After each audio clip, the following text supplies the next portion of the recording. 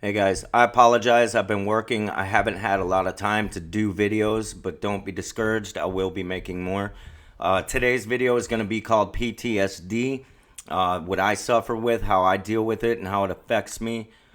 Starting out by if you've ever been through shit in life, if you've ever experienced unnatural things, seen unnatural things, and if you have a memory like mine, then they tend to stick with you for a while. And that is probably the main cause of it, is not being able to forget, reliving these events.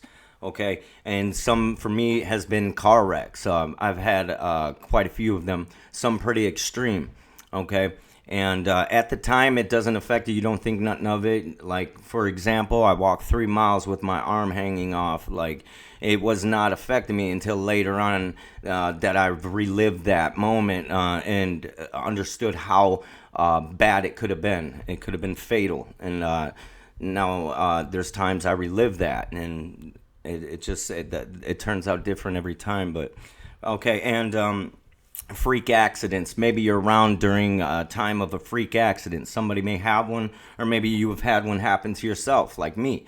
Okay, it's hard to forget those kinds of things because, like I said, they're unnatural. You see them. Some people's emotions are different than other people's, and some people can brush certain things off. Some people, it's very hard. Okay, and abuse. If you've been abused as a child, if you've been abused sexually, if you've drug abuse, some of the things that have been done to yourself or you have done to yourself is hard to forget, and that can definitely, you can relive those moments. There's been a lot of times I shouldn't have survived due to drug abuse, and it was pretty extreme. Okay, well, I relive those moments, and it freaks me out how close I've actually come to dying because of that. Okay, and if you've ever saved anybody's life, if you've been in a situation to where you have had to save somebody's life, you have seen how close to death they have came. In my case, relationships. I've had a couple to where I've seen some terrible things, life and death difference. If it wasn't for me intervening, there would have been somebody that would not have survived. Okay, and this has happened multiple times. That sticks with me too. It's hard to forget that kind of shit. And it makes you wonder if you're not around, is it going to happen again? Is the outcome going to be the same?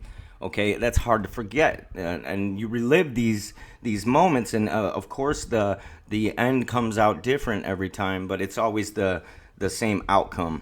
All right, and close calls. If you've had a lot of close calls, like myself, I have had very many close calls. Now, of course, I survived, but there's a lot of these close calls that I will go back to and relive. And maybe out of curiosity, I don't know. I just go back and think about them, and I understand how close I actually was. And like I said, I get lost in the moment, man. I get to thinking about it, and up until the moment of something bad, I either jump to get myself out of it, or somebody gets my attention, because I don't realize I'm in these trances. I'm in these lost thoughts, and they just come on. The more I try not to think about them, the more that they find their way in my thoughts. Okay, and it's hard. Like I said, it's hard to forget. You'll find a lot of times people ultimately end their life, and that goes for a lot of our military. The things, the unnatural things that unfold across seas or wherever they are. There is a lot of things that are hard to forget. I can't speak on soldiers because I am not a veteran, so I'll leave that up to a veteran to speak on his experience. Okay, and okay, so what it's like to live with PTSD.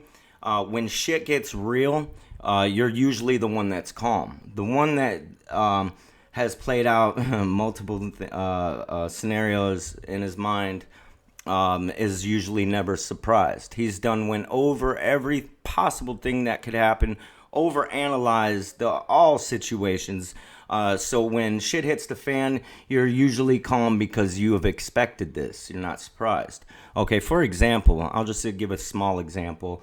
I had an incident where my friend's child was choking, and they freaked out, ran out of the house. Okay, well, I calmly approached the situation and checked what the issue was and fixed it. Okay. Um, there's a difference there. Now I go back and I can relive that moment, and it will turn out different every time. It's just at the time, it's not you're calm. Okay, so yeah, you see the world differently. Okay, usually you're looking at every consequence, every bad thing that could happen, without saying it. I mean, it's just the way you see things now. It's hard to see the world the same. You could be driving down the road and maybe a truck is passing you. A thought in your mind, head-on collision or something. It's just always bad stuff. And you create false scenarios, like things that haven't even happened. You may even get upset over them. I know I have. I get upset over scenarios that I have created that don't even exist. They're just possibilities, and that can create anger too, frustration, anger, all of that. So definitely. Okay, and then also, and then it makes you have a sense of always being right. Okay, you'll hear people say, I hate being right." I say that a lot too, is because when something happens, if you have already spoke about it or thought about it, then apparently in your mind you're right. It's just that you have overthought the situation. It could be anything. Okay, and people that self-medicate because of this. I was one of them. And when I say self-medicate, I'm talking to escape the pain. I'm not talking to you guys out there just getting high to enjoy it. I'm not talking to that type of person. I'm talking to the people that are suffering, okay? And I mentioned in my last video, I told you guys that I love you. Yes, I do love you. But the ones out there enjoying destructive behaviors and condoning it and being part of the negative part of it, I'm not talking to you. So, yes, self-medicating to get rid of it, okay? You need an escape from reality, your reality, because it could be so chaotic at times. And a lot of times, guys, is you do this to escape. So that creates a lot of problems with drug abuse and everything else. That's a whole nother story, but still. Okay, so what I do is I try to find peace. Find a peaceful area where you know you're not going to have confrontation or deal with people's issues or just anything like anything to trigger your thoughts into thinking things. Just the least amount going on, the better.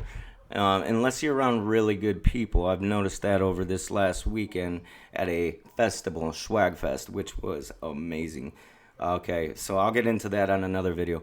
Anyways, also you have for post-traumatic stress disorder, marijuana is one of the best things to use as far as feeling relief. I've noticed that for myself. So medication, I'm sure there's others out there to help you.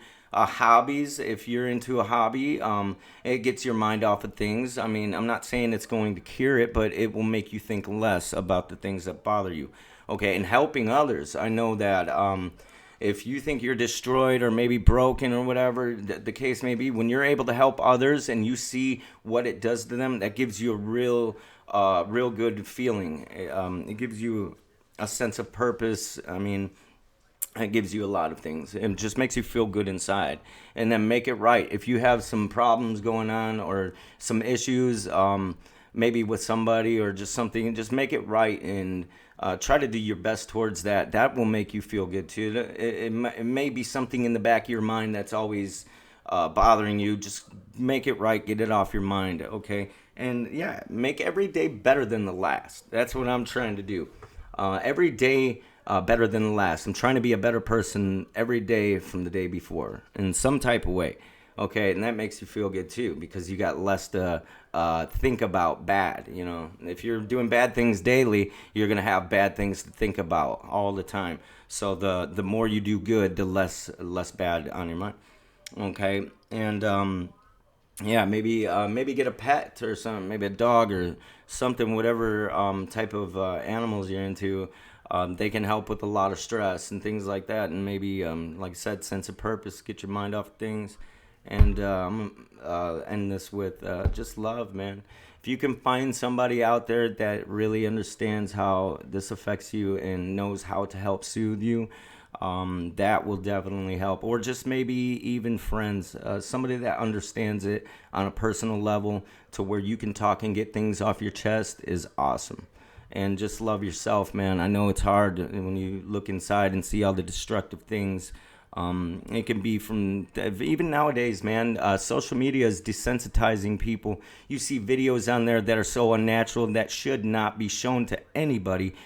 Me personally, when I was younger, those type of videos stayed with me a long time. It affected me. It made me sick. Okay, that needs to be changed too, man. Somebody needs to start doing something about that, because you got young eyes out there seeing this shit, and I'm telling you from my own experience, it fucks you up. So we need to start doing some shit about that. But either way, guys, love yourself, love another, help each other out, and smile. I mean, you're alive, man. I know this shit's hard to deal with, but you're alive, and other people would die to be in your position. And everybody had a good day. Bye.